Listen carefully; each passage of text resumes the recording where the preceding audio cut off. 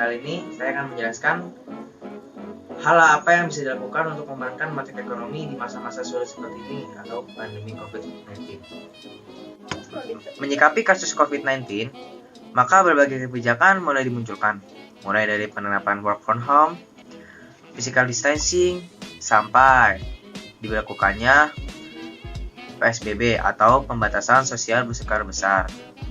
Tentu, ini akan menimbulkan dampak bagi perekonomian Indonesia.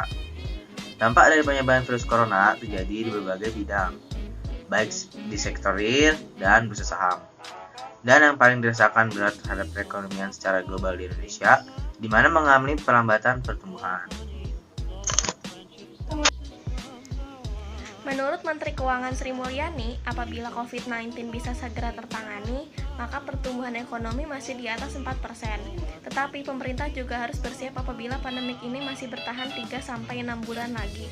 Maka situasi akan lebih memburuk di mana pertumbuhan ekonomi diperkirakan pada kisaran 2,5% bahkan 0%. Berbagai dampak yang ditimbulkan dan rasa cukup berat adalah penurunan penerimaan pajak terutama dari sektor perdagangan. Seperti diketahui, pajak memiliki fungsi budgeter, yaitu sebagai salah satu sumber dana dalam pembangunan baik pemerintahan pusat maupun daerah. Penerimaan pajak sektor perdagangan ini mempunyai kontribusi besar dan penerimaan pajak. Berbagai dampak yang ditimbulkan dan dirasa cukup berat adalah penurunan penerimaan pajak, terutama dari sektor perdagangan.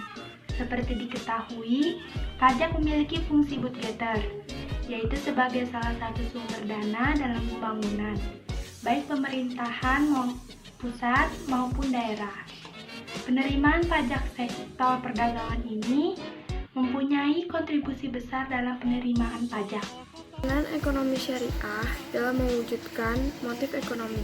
Ekonomi syariah adalah ilmu pengetahuan yang mempelajari masalah ekonomi rakyat yang diilhami oleh nilai Islam. Ekonomi syariah berbeda dengan kapitalisme atau sistem kekayaan. Islam menentang eksploitasi oleh pemilik modal terhadap buruh yang miskin dan melarang penumpukan.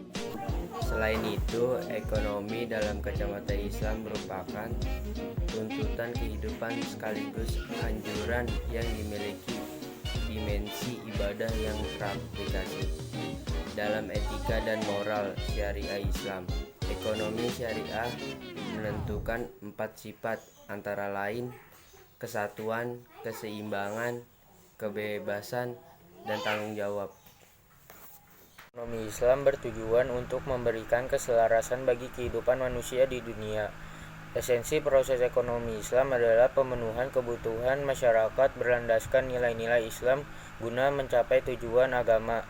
Ekonomi Islam dapat mencakup nilai fenomena masyarakat sehingga dalam perjalanannya dapat diubah tanpa meninggalkan hukum teori ekonomi Islam.